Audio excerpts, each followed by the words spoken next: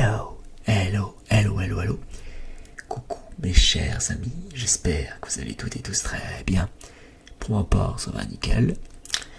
Ça fait plaisir de vous retrouver avec une vidéo blabla, toute simple. Voilà, à la wall again. Et c'est le soir, il est 22h44. Après cette vidéo-là, je vais aller me coucher parce que boulot. Demain matin, comme d'habitude, j'ai repris le boulot il y a maintenant pratiquement un mois. Et je voudrais parler vite fait, quand je dis vite fait, c'est-à-dire à chaud, de deux films que j'ai vus récemment et qui montrent bien l'état actuel de notre cinéma qui est mitigé, voire catastrophique sur certaines choses.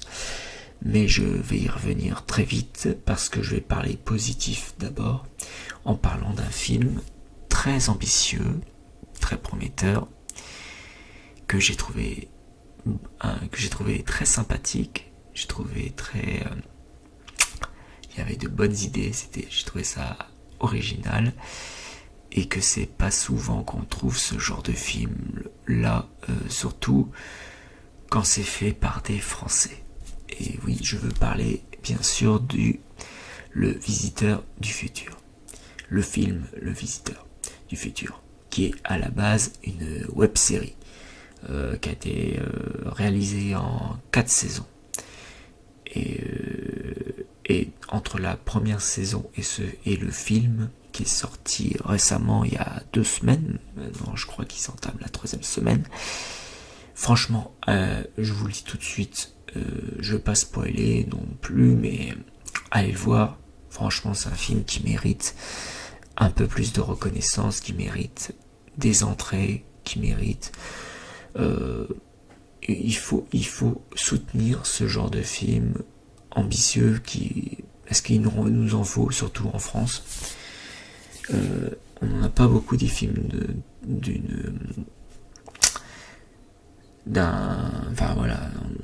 on n'a pas beaucoup des films comme ça. SF, du genre SF, aventure, action, avec quelques petits effets sympathiques, agréables à voir. C'est pas le film du siècle, bien sûr, ça n'a rien à voir avec les films à gros budget. Il faut savoir que c'est un film à la base à petit budget, 5 millions d'euros.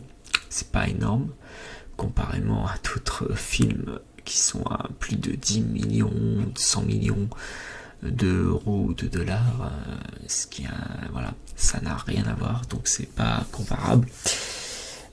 Mais c'est un de ces films qu'il faut vraiment aller voir pour tout simplement parce qu'il y a de bonnes idées, parce que c'est l'histoire d'une bande de potes qui ont créé ça eux-mêmes, et grâce au succès de la web-série, on voit l'évolution. Je connaissais pas le Visiteur du Futur, je connaissais pas la web-série. Mais c'est une fois que j'ai vu le film Le Visiteur du Futur que ça m'a intrigué. Ça m'a intéressé d'aller voir la série pour mieux comprendre le film après, quoi. Parce que en gros le film c'est la suite directe de la web série, quoi, qui s'est fait en 4 saisons. Là j'ai commencé à regarder un peu la web série.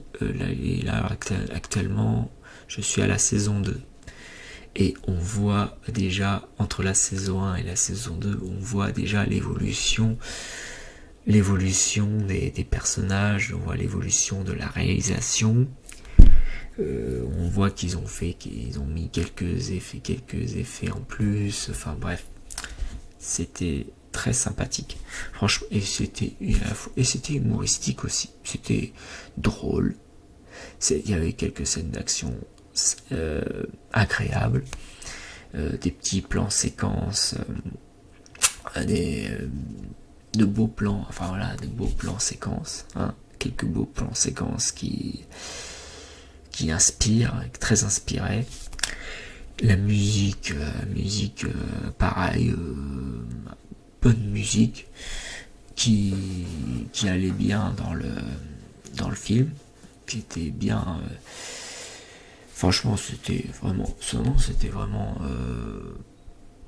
encouragement, je dirais, encouragement pour le film. C'est pas un chef-d'œuvre absolu, c'est pas comme Camelot où Camelot a eu un budget beaucoup plus conséquent, beaucoup plus de moyens et tout. C'est pas comparable de toute façon. En plus, c'est un projet de film qu'ils ont commencé il y a déjà pas mal d'années, juste après la saison 4 du Visiteur du Futur. Ils ont dû se lancer à récolter de l'argent, des fonds pour réaliser le film, parce que c'est pas évident de faire un film d'une telle ampleur comme ça. Surtout quand il y en a qui sont des fans de la web série, qui attendaient ce film avec impatience, j'imagine. Moi je m'attendais à rien. Alors pareil, moi je m'attendais à rien, mais c'était une bonne surprise. Franchement, j'ai fait une belle découverte. Ce qui m'a donné envie d'aller voir la série par la suite. En fait, moi je fais l'inverse. On nous dit souvent d'aller voir voir la série, ou de lire le livre avant d'aller voir le film, etc. et blablabla. Moi je fais tout l'inverse. Moi je regarde le film d'abord parce que je ne connais pas. Je regarde le film d'abord, et à partir du moment où je sais que c'est à partir d'une web série, que c'est la suite de la web série originale, et ben ça a attiré ma curiosité. Du coup, je suis en train de regarder la série, donc je suis actuellement à la saison 2. Voilà. Je sais plus quel épisode, mais voilà, je sais que je suis à la saison 2 et que j'ai pas encore vu ni la saison 3 ni la saison 4, donc non spoil, hein, tout simplement.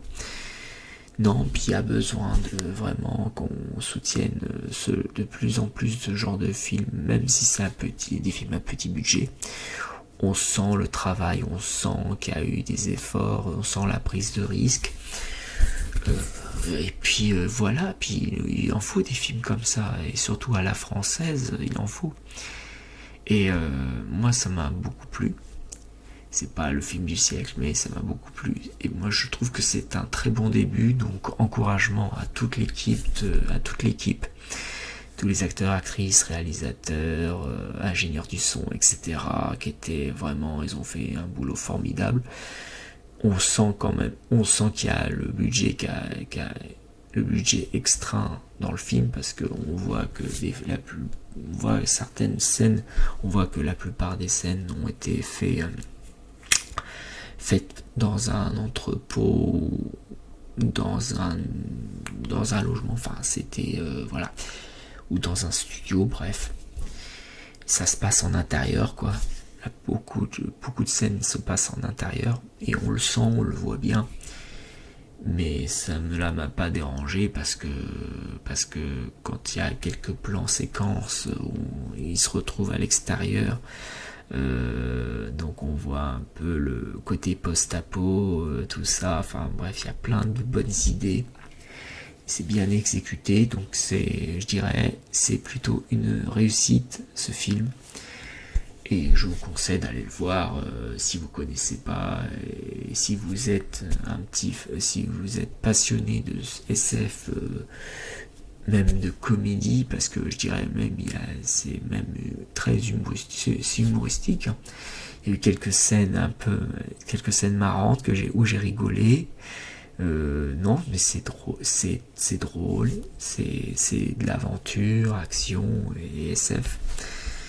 Et puis en plus, de toute façon, à la base, la web série, c'est aussi de l'humour, des vannes, des refs, et tout ça. Et il y a une petite guest star, enfin pas de guest star, mais pas mal de caméos. Il y a pas mal de caméos auxquels il y a des personnalités que vous allez sûrement reconnaître dans ce film-là. Parce que de toute façon, à la base, ce sont les acteurs, actrices, ce sont des pour la plupart, ce sont des youtubeurs, youtubeuses. Voilà. Et dont il y a un acteur connu, c'est Arnaud Ducret, je crois. Oh, je sais plus. Bref, je sais plus le nom de l'acteur, mais je sais qu'il y a dans l'eau, il y a un acteur connu qui a joué dans ce film-là, et puis et puis on voit qu'il a eu du plaisir à jouer dans ce film-là. Voilà.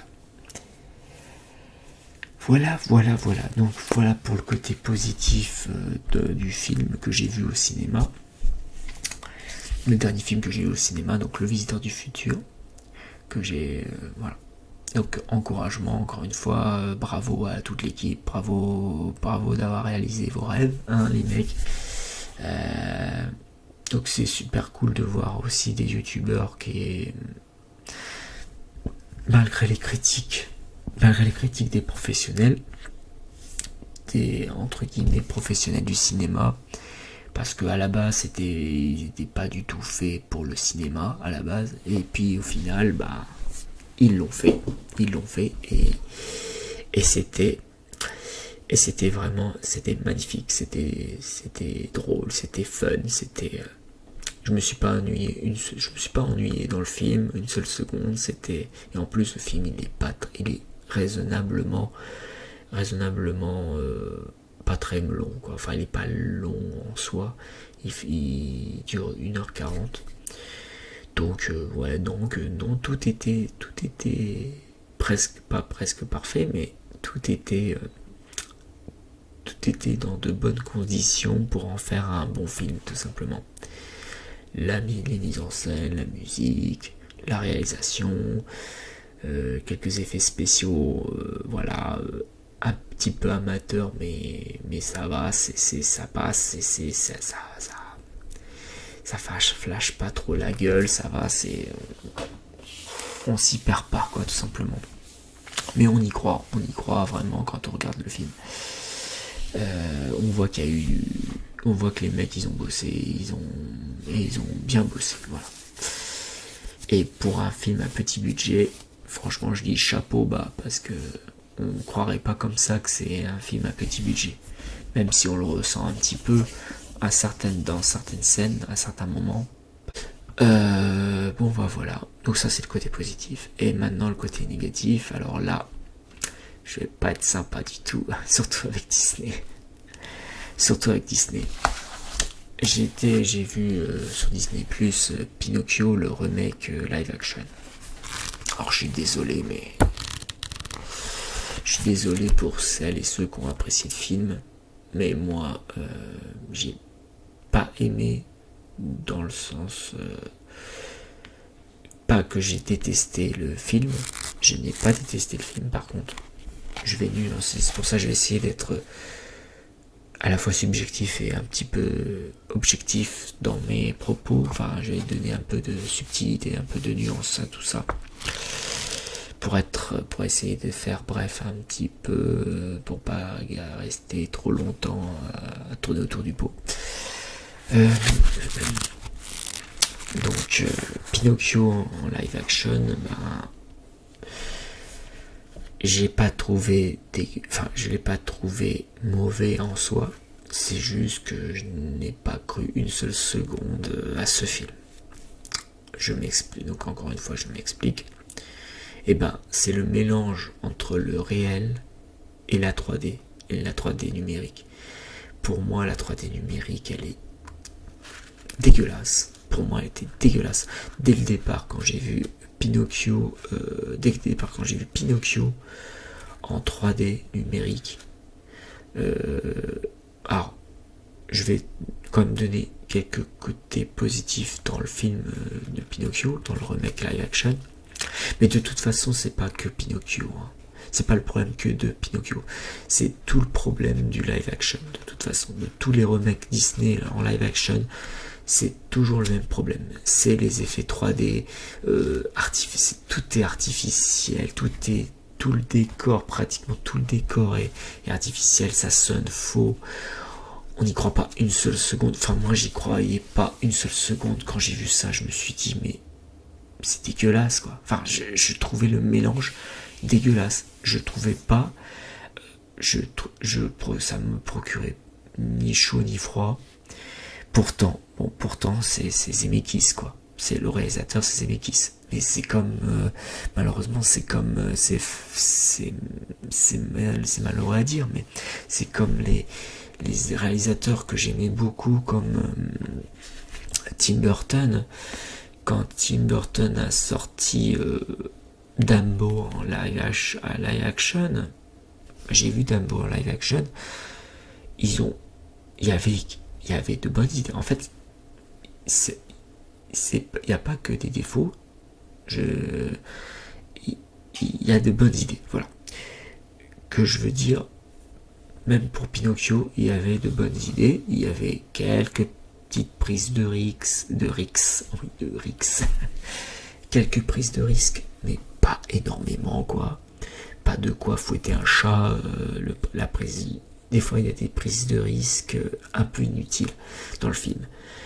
Et en plus de ça, non seulement ils n'ont pas respecté l'intrigue principale du film, mais je trouve qu'ils ont un peu, je sais pas, comme une déconstruction de la morale de base, quoi.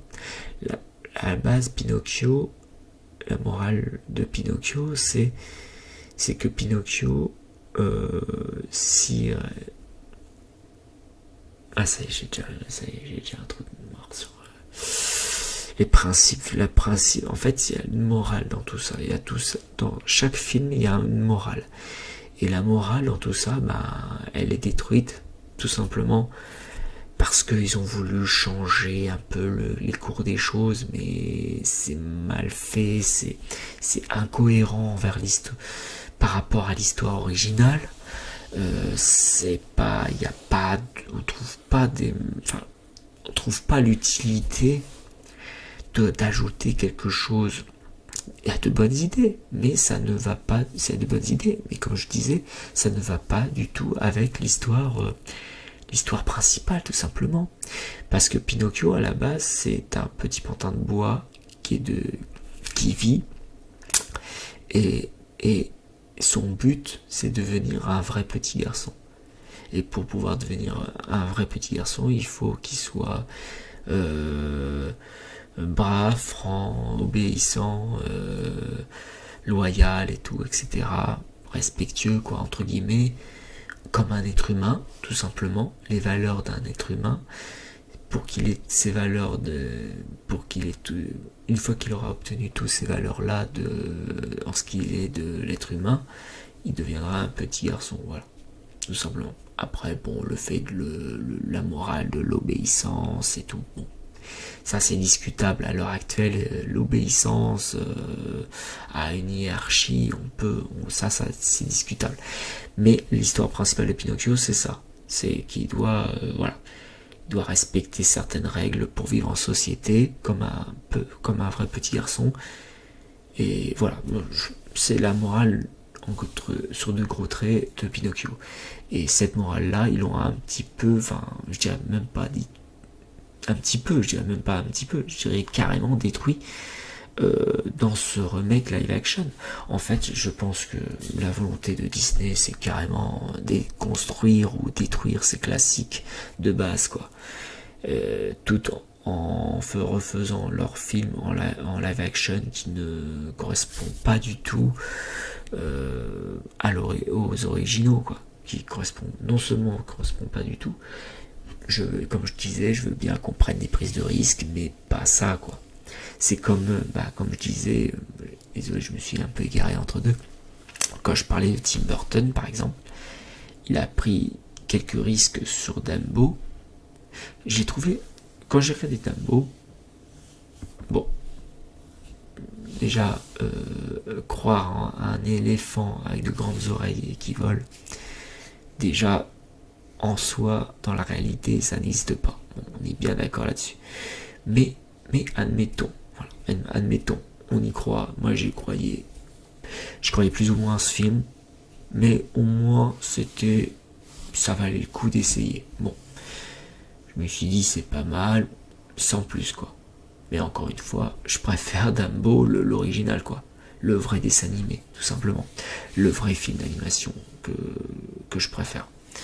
Mais j'ai pas trouvé Dumbo si dégueulasse que ça quand il s'agissait de Tim Burton. Mais on voyait bien que Tim Burton n'avait pas trop le choix.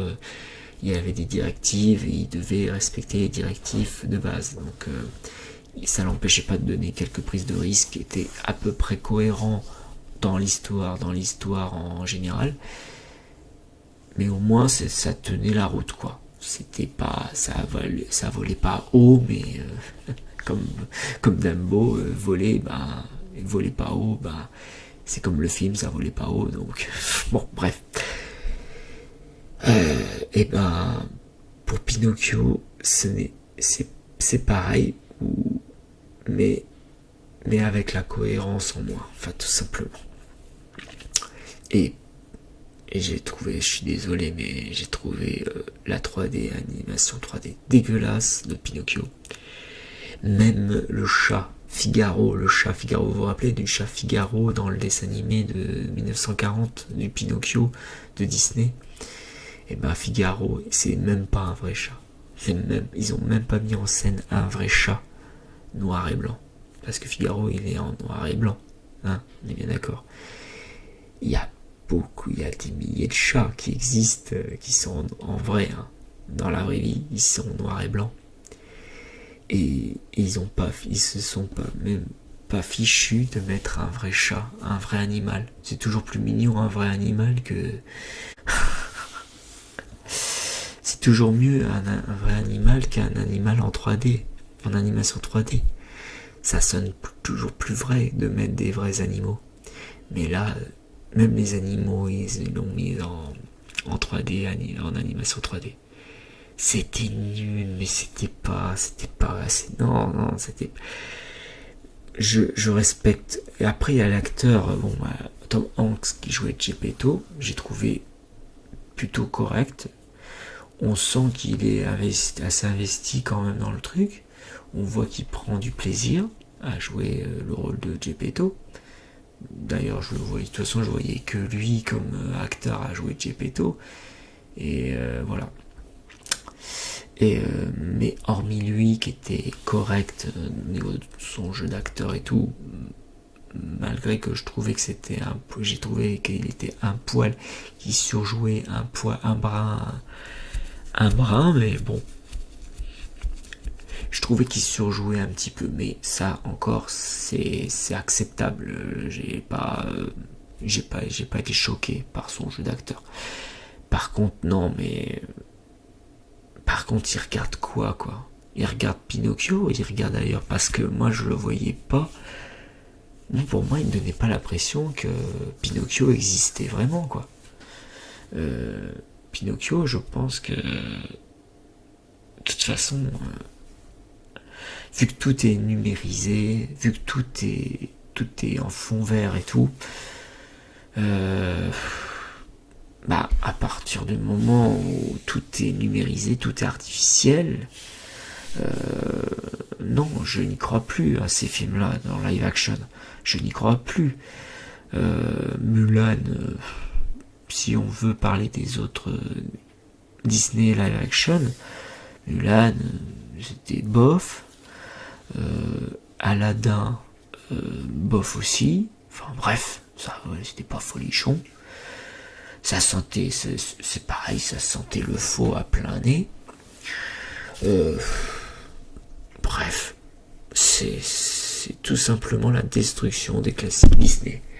Et encore une fois, pardon, je redonne des coups à mon micro, c'est complètement con. Bref, j'ai pas été emballé de tout ça et je pense que j'ai envie de dire tant mieux que Disney que Disney ne met plus de films au cinéma, parce que je vois mal les gens payer le cinéma pour aller voir ça. Non, franchement, c'est pas, pour moi, c'est pas un vrai film. Pour moi, c'est un film, plus ou moins réaliste, avec des effets 3D dégueulasses. Et encore une fois, je ne crache pas la gueule de Zemeckis parce que Zemeckis c'est pareil, hein, comme tout réalisateur qui travaille pour Disney, ils ont des règles à respecter, ils ont des directives à respecter, et ça se voit dans leurs films de toute façon. Ils prennent des risques, mais pas trop. Et quand ils prennent des risques, parfois ce n'est pas cohérent avec l'histoire principale. Voilà. Ou alors ils changent, au début ça devient pareil que l'histoire originale, mais ils le détournent, bon, en gros ils disent fuck la logique, ta gueule c'est magique, c'est comme ça et pas autrement quoi. Moi la diversité, après moi je vais vous le dire, un truc vite fait, parce que j'ai vu qu'il y avait plusieurs polémiques aussi sur les derniers films Disney ces derniers temps, par rapport à la diversité, par rapport le fait qu'on intègre des noirs ou des latinos, enfin dans les films, bref. Pour ça, ça me dérange pas du tout. Moi, ça me dérange pas du tout la diversité dans les films, tant que ça reste cohérent dans l'histoire. Et que ça dérange pas, ça dérange pas dans le film lui-même quoi. Ça fait pas la qualité du film quoi. Quand je pense qu'il y a des cons qui ont polémiqué juste parce que l'acteur ou l'actrice c'était pas un blanc ou une blanche, c'était un noir ou une noire, franchement faut se remettre en question les gars, si c'est ça qui vous a le plus choqué, faut vous remettre en question. Je pense qu'on n'a pas, on n'a pas la même vision des choses. Je pense qu'il faut voir le fond du problème et pas la forme du problème. C'est ridicule. Moi je regarde le fond du problème.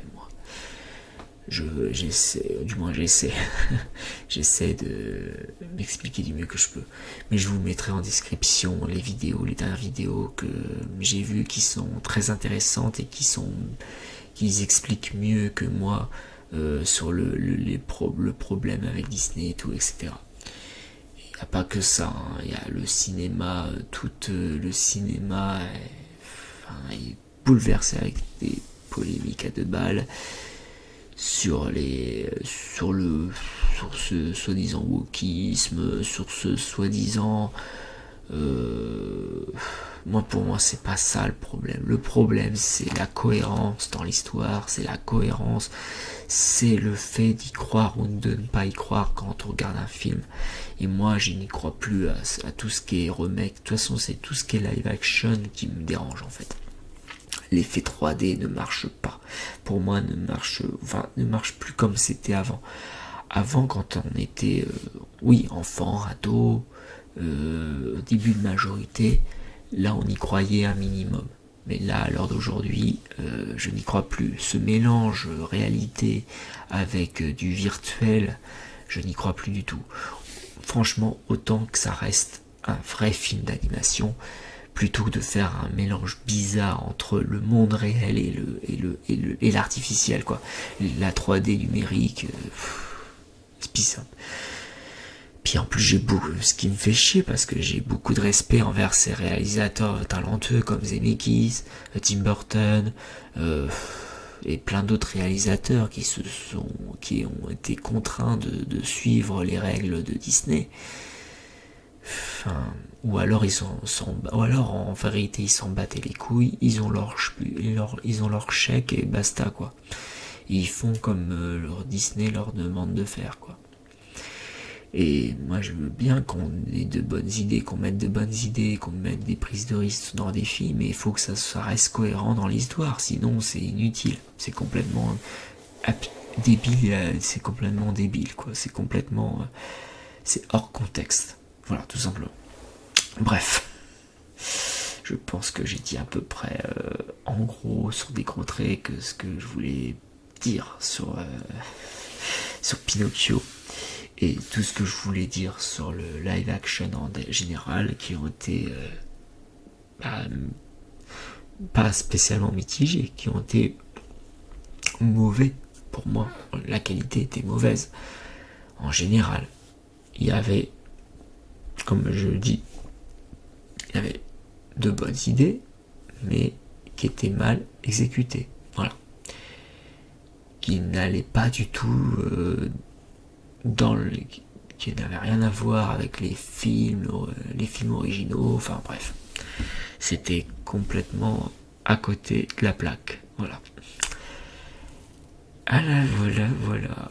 Et encore, je dirais, pour les films les moins pires en live action, je dirais La Belle et la Bête. Et encore, La Belle et la Bête, il y a beaucoup de défauts dans La Belle et la Bête, mais pour moi, ça reste... s'il faut faire la comparaison entre Pinocchio et La Belle et la Bête, et ben, l'effet 3D de La Belle et la Bête, et je veux parler des objets vivants, comme lumière, le majordome, comment il s'appelle, enfin bref, les personnages dans La Belle et la Bête, les objets animés, tout ça, et ben les objets animés en 3D, ils étaient mieux faits, mieux réalisés que la 3D de Pinocchio, sortie très récemment. Parce que en plus, quand on regarde Pinocchio, on voit bien, juste dans le détail, on voit très bien que on a l'impression que c'est pas du vrai bois, c'est du faux bois, c'est du bois en plastique. Tellement que la 3D est mal faite pour moi. La 3D est mal faite. Si c'est quand une 3D est mal intégrée dans un film, pour moi c'est foutu. Je n'y crois plus, tout simplement. Voilà. Donc pour moi, quand je n'y crois plus, je ne prends plus de plaisir à regarder un film. Ça devient même un supplice de regarder. Voilà. Mais je devais le regarder jusqu'au bout pour avoir au moins un petit avis plus ou moins objectif et constructif. Et puis j'avais peut-être espoir que la fin du film allait me procurer quelque chose, et que déni. C'était aussi la fin était aussi décevant que le début du film. À part que, bon, peut-être quand Tom Hanks joue Geppetto, ça c'est les seuls bons moments du film. Mais quand Pinocchio part à l'aventure, avec ses péripéties et tout, et c'est là qu'on voit qu'il y a quelque chose qui ne va pas du tout dans le film. Mais après, il y a quelques bonnes idées, comme le début, je vais quand même dire quelques trucs positifs quand même. Donc Tom Hanks, bien, mais sans plus, mais il joue très bien le rôle de Geppetto, ça c'est clair. Au début du film, je veux pas spoiler, mais au début du film, vous savez, les fameuses horloges en bois là qui est suspendues sur tous les murs et tout, et il y a plein de références sur les Disney. À chaque horloge il y a une petite animation assez sympathique. Par contre, j'ai trouvé il y avait quelques petites animations assez sympathiques avec quelques références, avec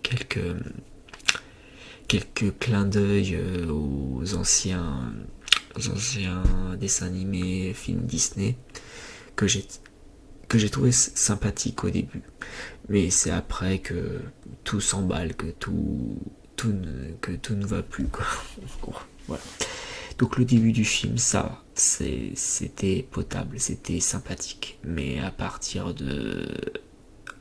du moment où Pinocchio part à l'école et puis que là il commence à déconner, quoi, avec Jiminy Cricket. Même Jiminy Cricket, ils l'ont mal développé. Enfin, Jiminy Cricket, il est, je crois qu'il est dans ce film, il est inutile. En fait, j'ai l'impression qu'il est pas plus investi que le Jiminy Cricket qu'on connaissait dans notre enfance, dans le dessin animé, quoi.